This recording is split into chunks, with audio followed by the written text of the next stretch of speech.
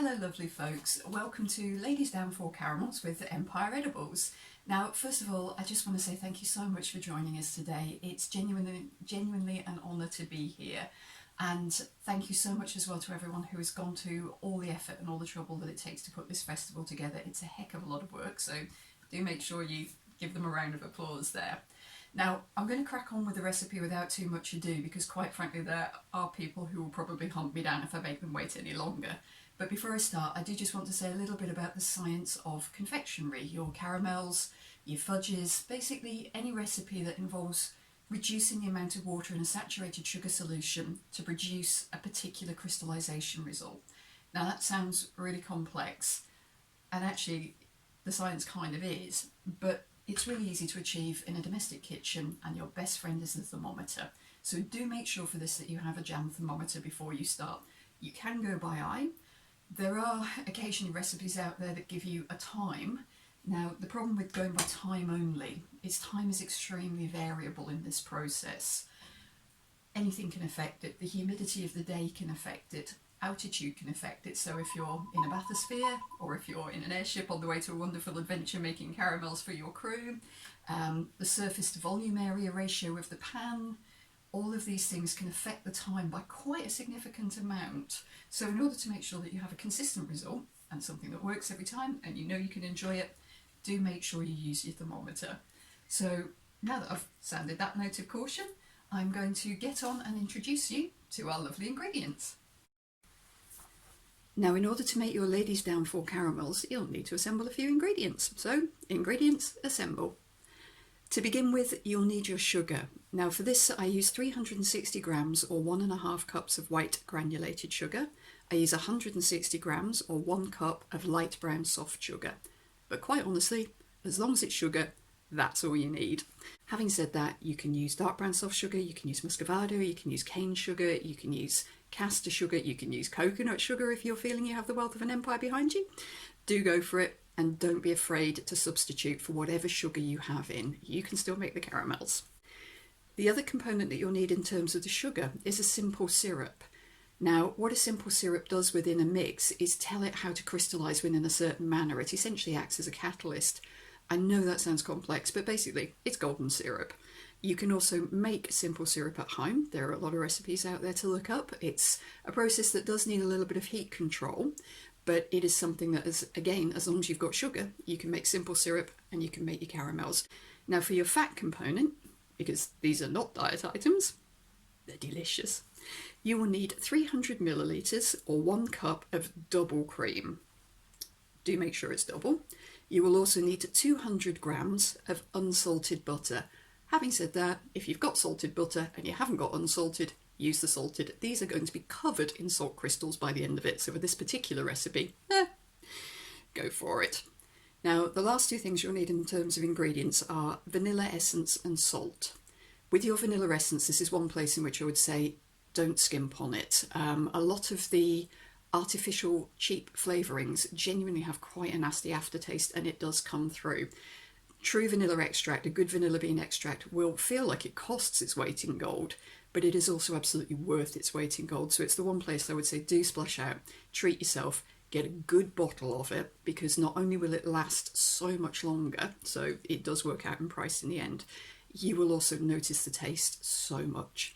And of course the last thing, as these are salted caramels, that you will need is salt. Now you need the large crystal sea salt, because the whole point of this is the salt isn't put into the mix. The caramels are rolled in it afterwards, and what that gives is that beautiful sweet creamy taste of the caramel, and then little pops of the salt come in afterwards. It's a wonderful way to bring that character into it. Now to actually make the caramels themselves, it's a very simple process, luckily, which means I can remember it. So all you do is you start off by adding your butter to the pan, and what you do is you pop that on a low heat. Now this is the point at which it is important to take it nice and slowly, nice and steadily, and keep that on a low heat to start to melt. You can give that a couple of minutes in there. Once that's melted and beginning to show a little bit of liquid in the bottom there, it really doesn't need to be much, so this can only take a couple of moments. Yep, that's coating the bottom of the pan nicely there. Again, keep it on a low and steady heat. You then add your sugar into the mix, Put your brown and your white sugar in. There we go.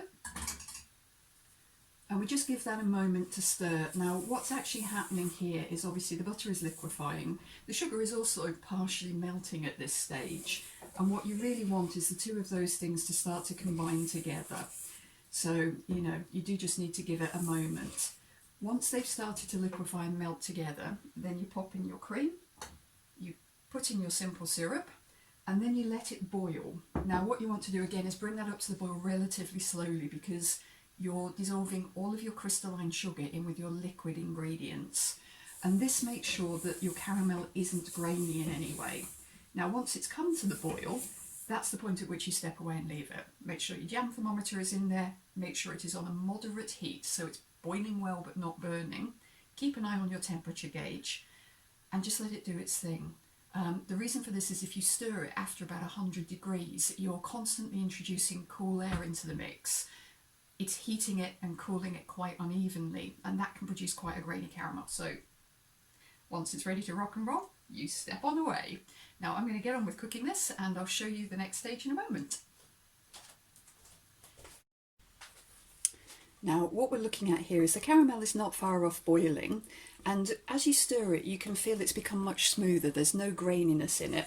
Just make sure you go around the sides and pick up any stray sugar crystals, because again they can precipitate the wrong type of crystallization for you. But this is now a beautiful caramel colour, as you can see, and this is pretty much getting to the point now where I'm going to pop the thermometer in, step away and leave it to do its own thing for a while. Now this is just about ready. It's gone to the upper end of soft ball stage. Soft ball is between 235 and 245 degrees Fahrenheit. I definitely take it to the upper end of that. It makes it that little bit chewier and that little bit stickier. Now what we do at this point in time is turn the heat off. We add in our vanilla extract. When you add the vanilla extract in, it does flare up and it does tend to spit, so do stand back a little bit. The reason for that is not only is it's very, very hot, but all saturated sugar solutions are what's known as hydrotropic, which means they're attracted to water. And as our resident lady gardener, the lovely Violet Hughes, said to me once, "My dear, you have a lot of cucumber in you," by which I'm sure she meant you're 80% water. So whilst it doesn't quite leap at you like Jap Union towards a Jabberwock, if it hits you, it will stick actively as well as burn, because it's attracted by the water in your skin. So when you pop the vanilla extract in, just be aware that it will spit up.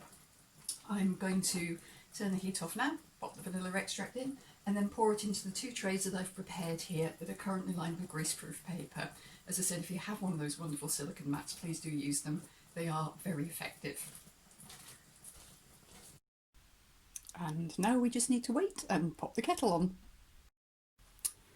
Now, once your caramels have cooled, you can cut them to size, and I will say cut them whilst they're still slightly warm. It does make life quite a lot easier. And then you just take your sea salt, sprinkle a little bit on there, and press your caramel into it. I mean, get plenty of salt on there because honestly, it's delicious. Then you just take your piece of cut greaseproof paper, pop your caramel in it, wrap it up,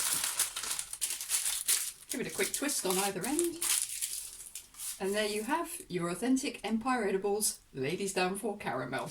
The other option, of course, is to just take your caramel, wrap it in the salt, and then eat it.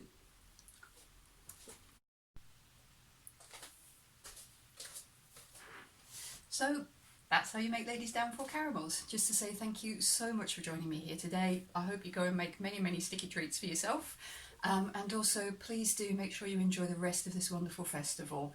There's so much to steampunk. There are so many amazing leather workers, clothes makers, pockets, jewelers, artists, authors, singers, performers, and music hall out there to enjoy, and there's so much more. The thing about steampunk is that everybody in it is just wonderfully creative, and it's just such a lovely place to be.